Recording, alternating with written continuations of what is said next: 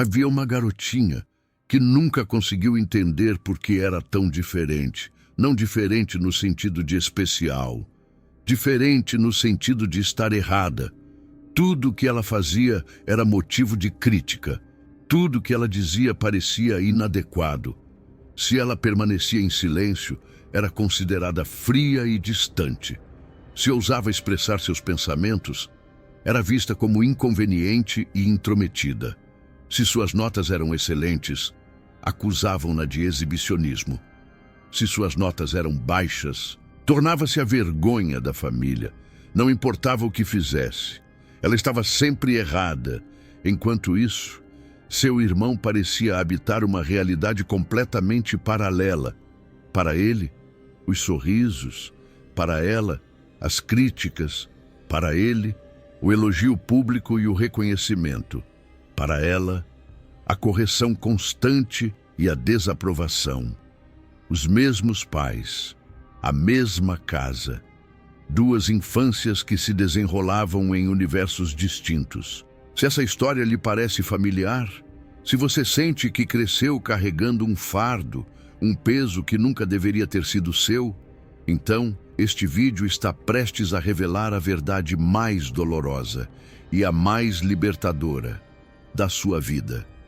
Carl Jung desvendou os motivos pelos quais famílias narcisistas sentem a necessidade de eleger uma vítima sacrificial, uma ovelha negra. E por que esse papel quase sempre recai sobre a criança mais sensível, a mais consciente, a mais capaz de enxergar a essência da verdade? Você não foi escolhido por ser o pior, você foi escolhido por ser o mais perigoso para a mentira, a ilusão que sua família precisava desesperadamente manter viva. Calma, essa afirmação fará todo o sentido nos próximos minutos. E quando isso acontecer, você nunca mais olhará para sua infância da mesma maneira. Antes de prosseguirmos, uma pausa importante. Se você valoriza conteúdos que se aprofundam além da superfície, que realmente explicam o que aconteceu com você, considere se inscrever em nosso canal. Ele existe para trazer à tona a verdade que a maioria dos canais de psicologia não tem a coragem de abordar. E se você já é um membro da nossa comunidade, ative o sininho para não perder nenhum vídeo. Agora, vamos ao que realmente importa. Toda família guarda segredos, e não estou me referindo apenas aos segredos óbvios, como traições conjugais ou dificuldades financeiras. Estou falando de segredos muito mais profundos, segredos que a família esconde até de si mesma, sentimentos que ninguém ousa expressar abertamente, verdades inconvenientes que ninguém se atreve a mencionar, dores silenciadas que ninguém reconhece. Carl Jung chamou esse conjunto de segredos obscuros de sombra familiar. E a sombra familiar representa tudo aquilo que a família decidiu, consciente ou inconscientemente, que não pode existir. A raiva que ninguém admite sentir, a tristeza que ninguém pode demonstrar, o medo que todos fingem não ter, a imperfeição que deve ser escondida a qualquer custo. Mas aqui reside o verdadeiro problema. A sombra não desaparece simplesmente porque a família escolhe ignorá-la. Ela permanece existindo e ela precisa encontrar um lugar para se manifestar. E é exatamente nesse ponto que entra a figura da vítima sacrificial. A vítima sacrificial é a pessoa designada, muitas vezes de forma inconsciente, para carregar o peso da sombra que a família se recusa a reconhecer. É um papel arcaico, quase tão antigo quanto a própria humanidade. Na tradição bíblica, o bode expiatório era literalmente um animal sobre o qual os pecados da comunidade eram simbolicamente depositados, antes de ser enviado para o deserto. Dessa forma, a comunidade se sentia purificada, enquanto o bode carregava a culpa de todos. Em famílias com dinâmicas tóxicas, o mecanismo é idêntico. Alguém precisa ser o depositário dos problemas. Alguém precisa ser o culpado por tudo. Alguém precisa ser aquele que está sempre errado. Porque se existe alguém que é claramente problemático, então o restante da família pode se iludir e se sentir normal. A pergunta que você provavelmente está se fazendo agora é a mais importante de todas. Por que eu, de todas as crianças da família, por que fui eu o escolhido para desempenhar esse papel tão doloroso? A resposta de Carl Jung pode te surpreender e talvez te machucar um pouco antes de te libertar completamente. Crianças com grande sensibilidade e empatia são particularmente vulneráveis a se tornarem vítimas sacrificiais. E não porque sejam fracas ou vulneráveis. Pelo contrário, por serem capazes de perceber nuances e sutilezas, por enxergar coisas que os outros membros da família preferem manter ocultas. A criança que se torna a ovelha negra geralmente é aquela que instintivamente sente que algo está errado na dinâmica familiar. É a criança que percebe a tensão não dita, que nota a falsidade nos sorrisos forçados, que sente a raiva fervendo por trás das palavras doces, que vê através das máscaras. E isso representa uma ameaça enorme para uma família narcisista, porque a família narcisista depende da manutenção de uma narrativa.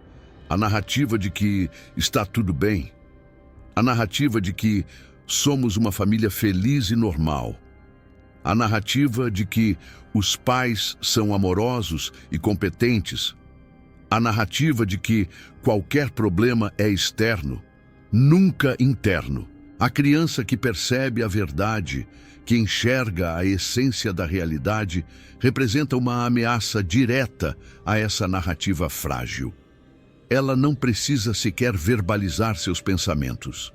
Sua mera existência, sua sensibilidade aguçada, seu olhar penetrante que parece ver através das paredes, já é suficiente para perturbar o status quo, a ordem estabelecida.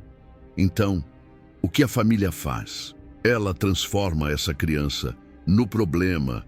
Se a criança é o problema, então a família não precisa olhar para dentro de si mesma. Se a criança é difícil, então os pais não precisam questionar seus métodos educacionais. Se a criança está errada, então o sistema familiar permanece certo. E assim nasce a vítima sacrificial, a ovelha negra da família. Mas calma, porque ainda tem muito mais. E a próxima parte deste vídeo vai explicar detalhadamente como esse processo se desenrola no dia a dia. A criação da vítima sacrificial não acontece de uma hora para outra. É um processo gradual, sutil, que se inicia muito cedo na vida da criança e se intensifica ao longo do tempo. Primeiro, vem a atribuição de características negativas.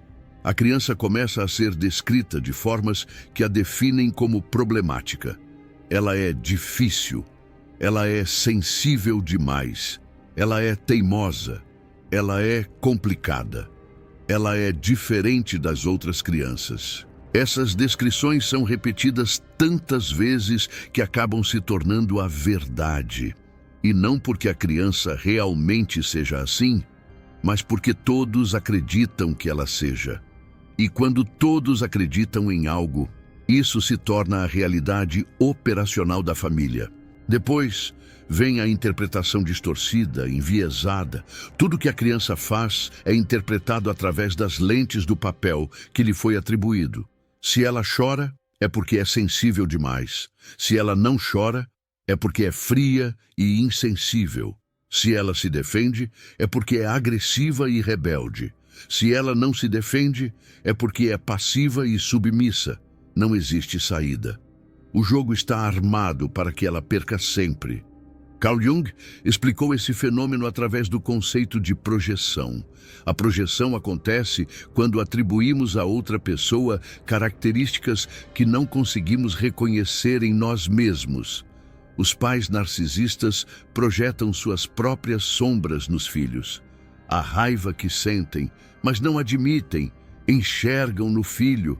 A inadequação que sentem, mas não reconhecem, atribuem ao filho. O fracasso que temem, mas não enfrentam, depositam sobre os ombros do filho. A vítima sacrificial se torna o espelho da sombra familiar. E olhar para ela é como enxergar tudo aquilo que a família decidiu que não pode existir em seu seio. Você pode estar pensando que isso parece exagerado, que seus pais jamais fariam isso conscientemente. E você provavelmente está certo.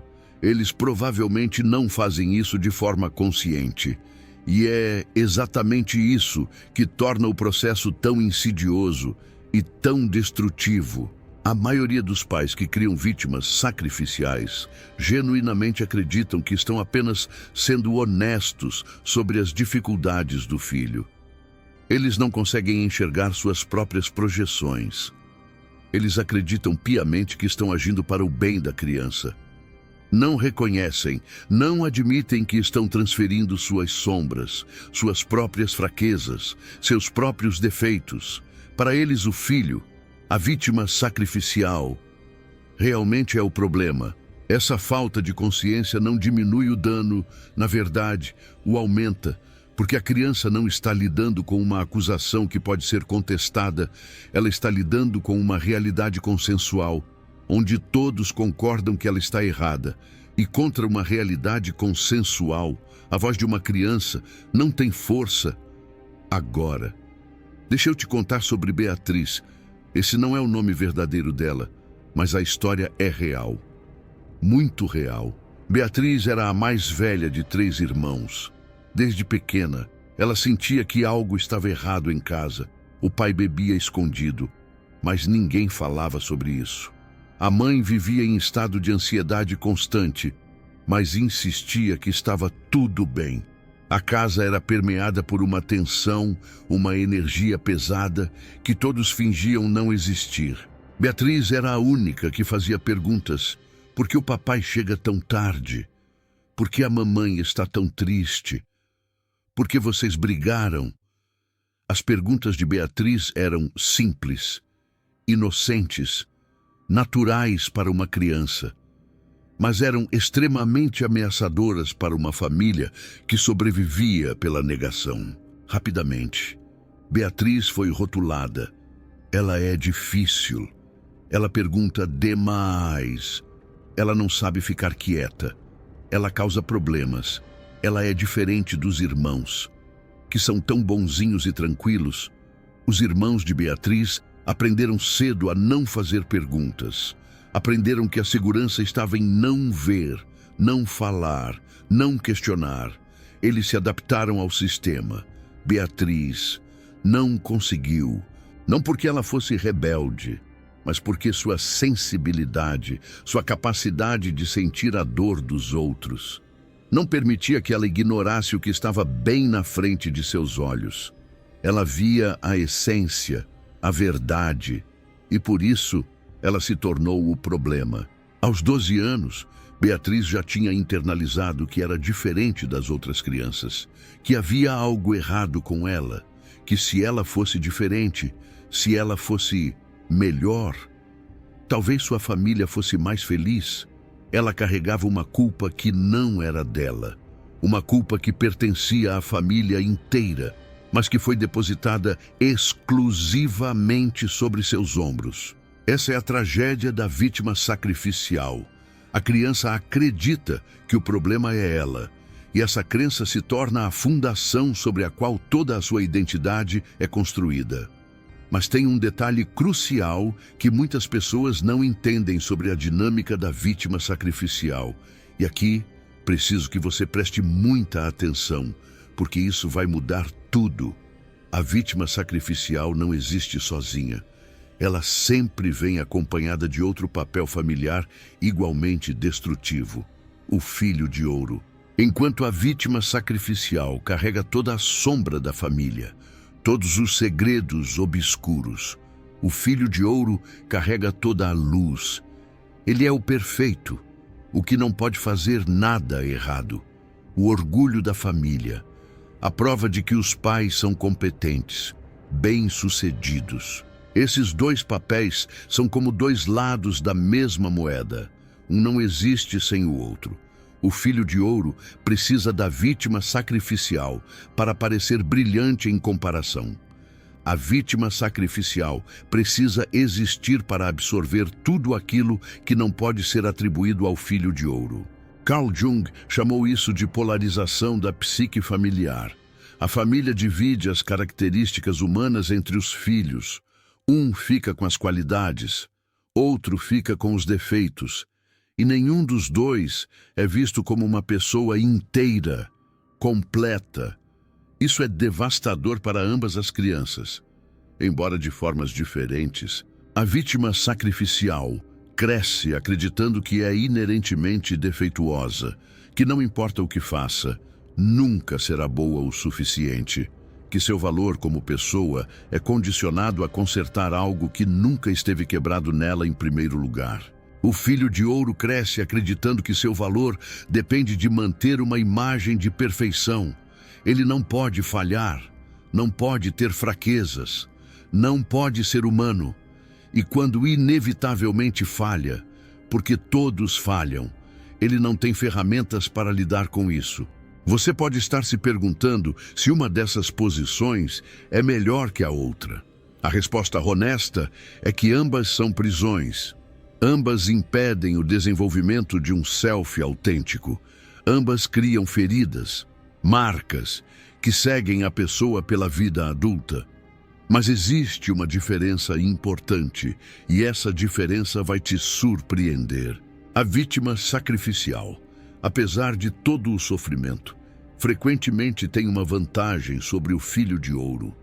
Ela sabe, em algum nível, que o sistema é injusto. Ela sente que algo está errado. E essa percepção, por mais dolorosa que seja, é também o primeiro passo para a cura. O filho de ouro muitas vezes nem sabe que está preso. Ele acredita genuinamente na história da família.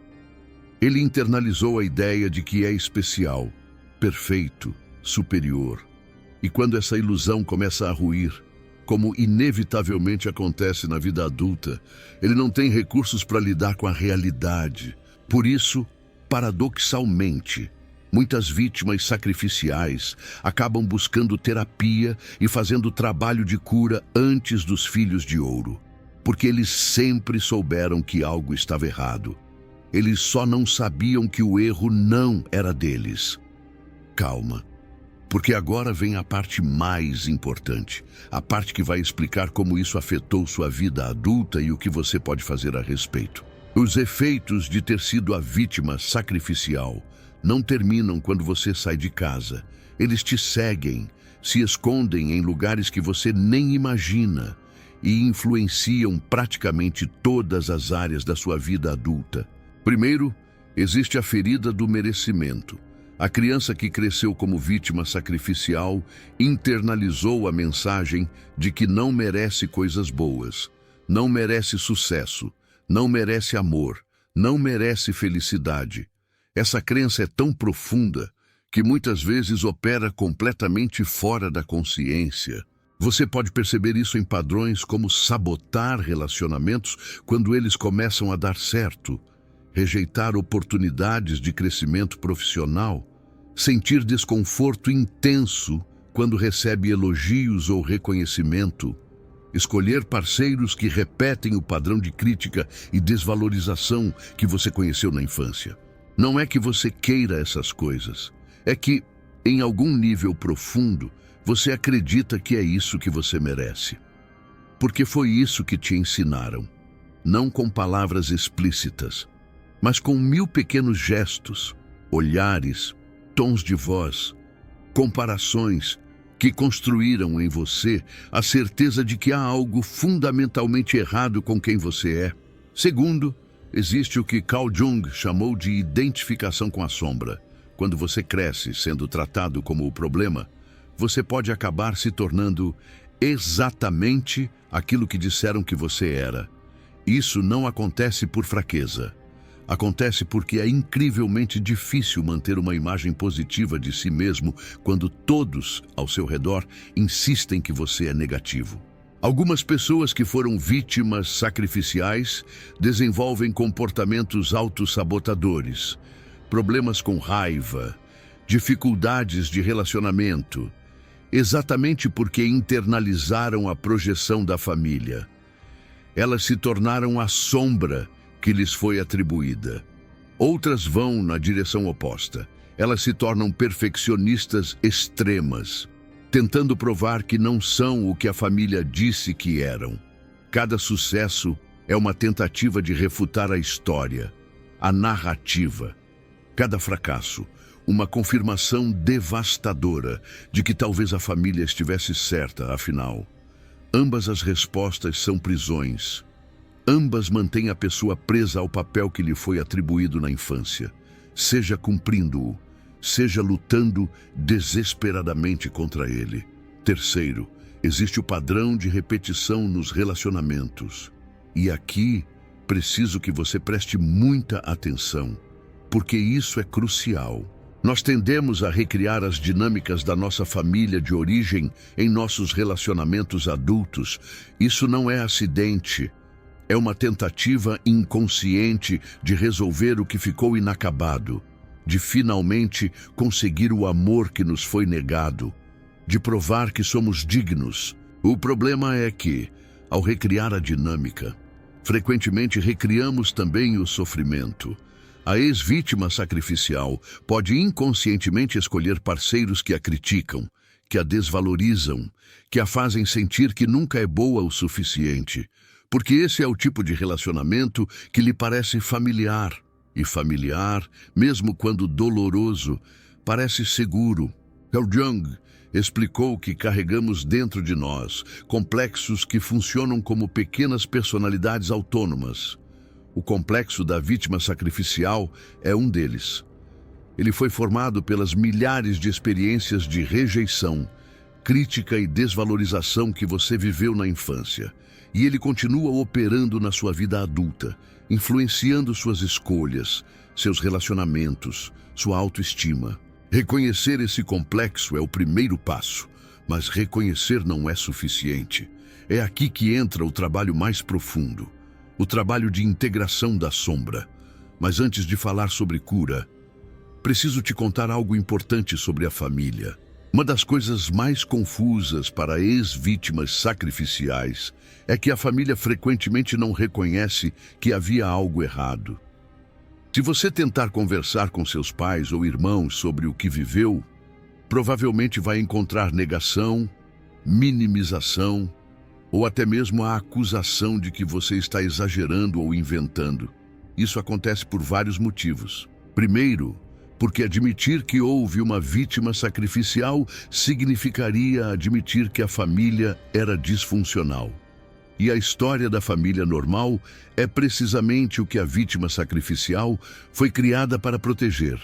Destruir essa história significaria destruir a fundação sobre a qual a identidade familiar foi construída. Segundo, porque os outros membros da família também foram afetados, mesmo que de formas diferentes. O filho preferido não quer admitir que seu status especial veio às custas do sofrimento do irmão. Os pais não querem admitir que falharam. Todos têm interesse em manter a versão oficial da história. Terceiro, porque para quem não viveu, é genuinamente difícil entender. A vítima sacrificial muitas vezes não sofreu abuso óbvio, não foi espancada, não foi abandonada. Ela foi gradualmente, sutilmente, consistentemente tratada como menos, e esse tipo de dano é invisível para quem olha de fora. Por isso, muitos ex-vítimas sacrificiais duvidam da própria experiência. Será que eu estou exagerando? Será que foi tão ruim assim? Será que o problema era realmente eu? Se você está se fazendo essas perguntas, eu preciso te dizer algo muito importante. Sua experiência foi real. A dor que você sentiu foi real. O dano que foi causado foi real. Você não está exagerando. Você não está inventando. e você não era o problema. A dúvida que você sente é, na verdade, mais um sintoma do que viveu, faz parte do pacote. Quando você cresce numa realidade onde sua percepção era constantemente negada, você aprende a duvidar de si mesmo. Você internaliza a mensagem de que sua visão das coisas não é confiável. Recuperar a confiança na própria percepção é uma das partes mais importantes do processo de cura. Agora vamos falar sobre isso, sobre cura, sobre o que é possível quando você começa a entender o que aconteceu. O primeiro passo, e talvez o mais doloroso, é o luto. Você precisa fazer o luto da infância que não teve, da criança que poderia ter florescido se tivesse recebido o que precisava, dos anos perdidos carregando uma culpa que nunca foi sua. Esse luto é difícil porque envolve reconhecer uma realidade que parte de você ainda quer negar. A realidade de que seus pais, apesar de talvez terem feito o melhor que podiam, causaram dano real. A realidade de que a família que deveria te proteger foi, de muitas formas, a fonte da sua dor. Fazer esse luto não significa odiar seus pais, não significa cortar relações necessariamente. Significa simplesmente reconhecer a essência do que aconteceu e permitir-se sentir a dor que você provavelmente suprimiu por anos. O segundo passo é o que Carl Jung chamou de integração da sombra. Lembra que eu disse que a vítima sacrificial carrega o lado sombrio da família? Parte do trabalho de cura é devolver esse lado sombrio a quem pertence. Isso não significa confrontar sua família. Embora isso possa ser parte do processo para algumas pessoas, significa, principalmente, um trabalho interno. Reconhecer que as características negativas que foram atribuídas a você não eram suas, eram projeções. Eram partes rejeitadas da psique familiar que foram depositadas em você. Ao mesmo tempo, integração da sombra também significa reconhecer e aceitar suas próprias partes sombrias. Não as que foram projetadas em você, mas as que genuinamente fazem parte de quem você é. Porque todos temos sombra. Todos temos aspectos que preferimos não ver. E negar esses aspectos é perpetuar o mesmo padrão que sua família usou. A diferença é que agora você pode escolher como lidar com sua própria sombra. Você pode integrá-la de forma consciente, em vez de projetá-la em outros ou deixar que outros a projetem em você. O terceiro passo é a reconstrução da identidade. Por anos, talvez décadas, sua identidade foi definida pelo papel que lhe foi atribuído. Você era o problema, o difícil, o diferente, o errado. Agora é hora de perguntar: quem sou eu além desse papel? Quais são meus verdadeiros talentos, desejos, valores? O que eu genuinamente gosto, não o que fui condicionado a gostar ou rejeitar. Quem é o self verdadeiro que ficou escondido atrás da máscara da vítima sacrificial? Esse processo de descoberta pode levar tempo. Afinal, você está escavando através de camadas e camadas de condicionamento. Mas cada pequena descoberta sobre quem você realmente é uma vitória. Cada pedaço de autenticidade recuperada é um passo em direção à liberdade. Pausa importante aqui. Se esse conteúdo está fazendo sentido para você, se você está reconhecendo sua própria história nessas palavras, considere mostrar seu apoio através do Super Thanks. É o coração dourado que aparece logo abaixo do vídeo. Cada contribuição ajuda a manter esse trabalho de trazer essências que a maioria dos canais não ousa explorar. Você não está apenas apoiando um canal. Você está ajudando a libertar outras pessoas que ainda estão presas nos papéis que suas famílias lhes atribuíram. Continuando. O quarto passo é aprender a se proteger. Muitas vítimas sacrificiais ainda permanecem vulneráveis a indivíduos que desejam usá-las como depósitos de seu próprio lado sombrio. Elas atraem, inconscientemente, pessoas com traços narcisistas, manipuladoras e emocionalmente abusivas. Isso pode parecer óbvio à primeira vista, mas para alguém que cresceu como ovelha negra da família, não é nada óbvio. Você foi condicionado a absorver, condicionado a ser o receptáculo do lado sombrio dos outros. Desconstruir esse padrão exige consciência e prática constante.